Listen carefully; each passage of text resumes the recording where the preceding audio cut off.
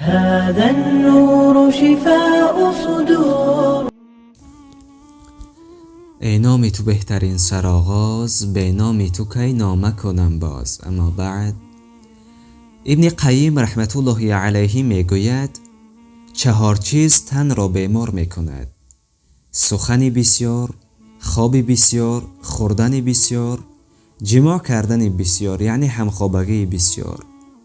4 چیز بدن را برباد میدهد: اندوه، غم، گرسنگی، بیخوابی.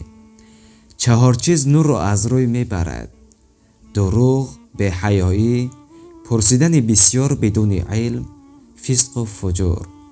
4 چیز نور چهره را می افزاید: تقوا، وفا، کرم، مروت یعنی مهربانی.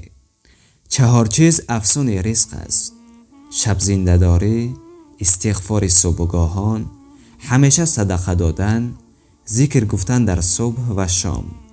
4 چیز رزق را می خورد: خواب صبح، کم نمازی، تنبلی، خیانت.